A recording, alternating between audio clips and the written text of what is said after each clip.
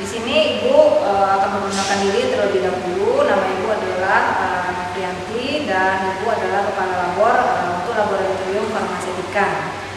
Untuk praktikum farmasetika sendiri, Ibu akan menempuh di prodi D3 bersama nanti dengan Pak Ferdi dan Pak Wildan. Kemudian untuk di D1 dosennya kita yang akan menempuh nanti ada Bu Anita, Bu Nesa, Pak Ferdi dan Pak Wildan. Ya, jadi nanti itu disesuaikan sama kelompok praktikumnya masing-masing, kelompok kelasnya masing-masing ya. Untuk di labor farmasetika sendiri itu berbeda dengan labor yang lainnya, di mana labor ini kita bisa sekali masuk itu satu kelas. Jadi kerjanya pun individu, berbeda dengan labor yang lain itu kerjanya adalah per kelompok. Ya. Oke, itu untuk pengenalan di labornya, maksudnya itu dosen pengampunya. Nah, selama praktikum labor ini selain kepala labornya itu dibantu sama Kak Ini Riza sebagai laboran. Nah, laboran ini fungsinya adalah nanti akan mengatur kondisi mahasiswa yang akan praktikan di labor ini, posisi duduknya, alat dan bahan yang diperlukan, kalau ada yang hilang atau bagaimana itu nanti ke komunikasinya ke Kak Ini ya. Selanjutnya selain dari laboran, selama praktikum juga dosen kami akan dibantu oleh 4 sampai 5 orang asisten. Asistennya itu nanti adalah senior-seniornya sendiri ya. Akan ada 4 atau 5 orang asisten. Jadi mereka asisten itu diperbantukan adalah untuk membantu dosen selama proses kita praktikum ya, nanti apakah bahannya kurang atau kondisi-kondisi yang memerlukan bantuan lebih jelasnya, karena tidak mungkin satu dosen yang akan bisa membantu 40-an mahasiswa selama praktikum, sehingga kami akan dibantu oleh beberapa orang asisten yang terlebih dahulu sudah diberitahukan nanti bagaimana apa saja tema yang akan dipraktikumkan, sehingga pemahamannya diharapkan sudah sama nanti dengan yang sudah dijelaskan oleh dosen ya. Oke, untuk praktikum farmasetika di D3 itu kita akan ketemu 16 kali pertemuan ya, sekali setiap minggunya. Di setiap pertemuan itu nanti 7 pertemuan awal, 1 UTS, itu kita akan ada namanya responsi. Nah, responsi itu adalah menjelaskan terlebih dahulu resepnya sebelum mahasiswa mengerjakan resepnya sendiri di mejanya masing-masing ya. Sehingga nanti akan dijelaskan di papan tulis apa saja mulai dari awal sampai ke etiketnya. Itu responsinya di awal. Jadi prosesnya itu akan ada kuis terlebih dahulu. Kuis itu biasanya nanti tentang materi apa yang akan dipraktikumkan. Nah, jadi diharapkan mahasiswa sudah mempersiapkan dirinya untuk mulai praktikum. Karena di tata tertib praktikum sendiri itu nanti bisa dilihat di diktatnya, wajib mahasiswa menguasai dulu materi apa yang akan dipraktikumkan sebelum masuk. Kenapa? Karena kita akan ada penilaian kuis namanya ya. Setelah kuis itu dilanjutkan dengan responsi, kemudian baru setelah responsi 45 menit dilanjutkan. 45 menit itu sudah termasuk dengan kuisnya tadi, baru dilanjutkan dengan mengerjakan resepnya ya, mengerjakan resepnya. Untuk resep itu satu resep akan diberi waktu 45 menit ya. Satu resep akan diberi waktu 45 menit. Untuk di jumlahnya itu nanti akan disesuaikan masing-masing prodi berapa yang akan dimulai praktikum. Tapi untuk offline nanti itu mahasiswa akan mengerjakan 4 resep tanpa responsi. Jadi saat masuk ke labor itu mahasiswa sudah siap jurnalnya, tinggal langsung mulai praktikumnya saja. Yang 4 resep 45 menit sudah diselesaikan dalam waktu 3 jam ya. Oke, itu untuk kondisi dosen dan maksudnya pihak-pihak yang akan bekerja sama saat praktikum nanti bersama dengan mahasiswa, dosennya, laboran, kemudian ada beberapa orang kakak asistennya ya, asistennya. Oke, kemudian kita akan langsung masuk ke tata tertib dulu ya. Untuk tata tertib durasi untuk di semua labor itu sama. Yang paling utama adalah harus wajib menggunakan jas lab terlebih dahulu sebelum masuk. tolong dipersiapkan dirinya 10 menit sebelum mulai praktikum. Misalnya praktikum di jam 2, itu jam 2 kurang itu sudah standby di depan labor menunggu pintu labor untuk dibuka. Jika pintu labor sudah dibuka, silakan langsung masuk ke dalam labor.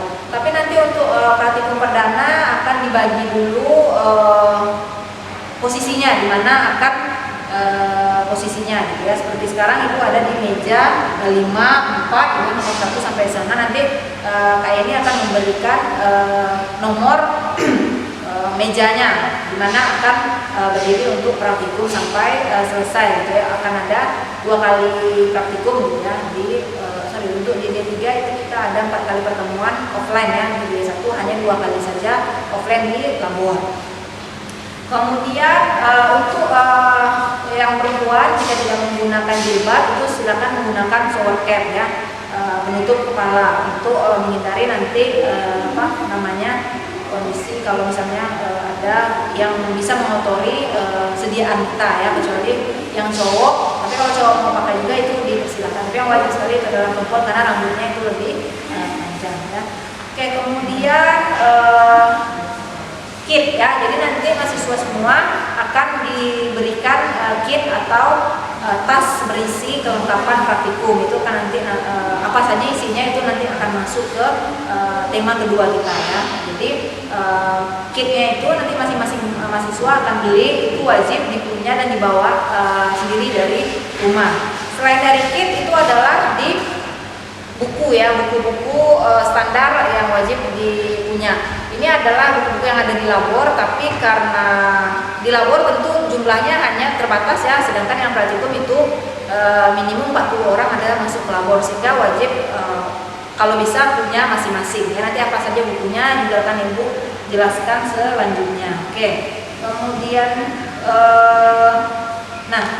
saat akan mulai sudah persiapan itu nanti akan ada mengisi buku bon alat ya. Nanti di buku bon alat itu nanti akan Ibu lihatkan juga apa gunanya bon alat itu adalah untuk mengecek.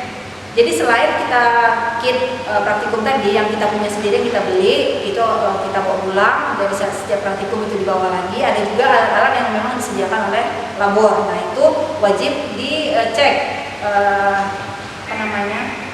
bagus nggak dia, ada yang pecah kah atau bagaimana kondisinya, itu wajib dilaporkan kalau ada. Artinya kalau tidak mau rugi itu memang harus diyakinkan itu dicek terlebih dahulu supaya sesuai apa yang didapat nanti sama apa yang sudah dilaporkan lagi setelah selesai digunakan.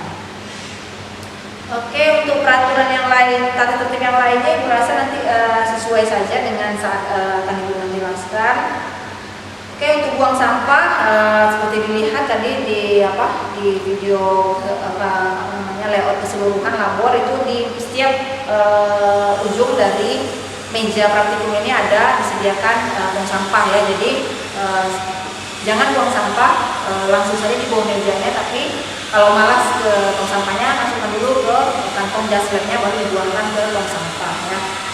Karena untuk piket atau bersih-bersih itu nanti akan dibuat beberapa orang aturan bagian piket ya. Jadi kasihan temannya kalau teman yang lain itu tidak mau menjaga kebersihan, berarti kan teman yang piket yang harus membersihkannya nanti. Jadi saling menjaga karena akan ada waktunya nanti untuk piket masing-masingnya.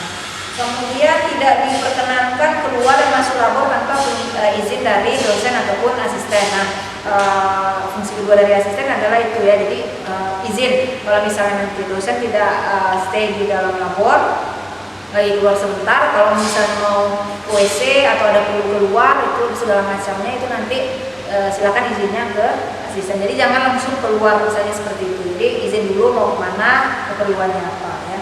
Tidak dilarang untuk izin, tapi tolong keluar tapi tolong izin dulu sama dosen ataupun asistennya. Oke, masker ya satu lagi, karena di sini menjaga ketertiban, ketenangan dan dilarang bersenda gurau selama praktikum berlangsung ya. Untuk menjaga itu, apalagi memang kita kondisinya sekarang masker ini wajib hukumnya, jadi wajib juga digunakan sebelum dan selama praktikum di sini. Kalau nanti selesai praktikum itu langsung dibuang. Jadi tolong sediakan masker cadangan ya, karena akan lebih baik menjaga dengan selesai dari praktikum ganti maskernya dengan masker yang baru, dan kurangilah komunikasi sama teman sebelahnya. Ya. Oke, bersihkan. Berasa nanti bisa dibaca sendiri saja ya. Kita akan lanjutkan ke alur praktikum, juga ada di halaman selanjutnya ya, alur praktikumnya. Kemudian sistem penilaian ya, nanti sistem penilaiannya ini seperti bisa dilihat ya, jadi di diktatnya itu sudah sangat jelas sekali sistem penilaian, apa-apa saja poin yang akan dinilai nanti gitu ya. Intinya untuk jurnal itu nilai paling tingginya 100, nilai paling rendahnya 50, nilai fatal itu adalah di 50 ya. Jadi apa-apa saja yang menyebabkan fatal itu bisa dilihat sendiri di jurnalnya, di diktatnya ya. Oke, mungkin itu saja. Oke, itu untuk pengenalan di tata tertib ya. Oke, alur penilaian. Oke, mungkin untuk di tata tertib berasa cukup dulu. Kita akan lanjutkan ke pengenalan di labur.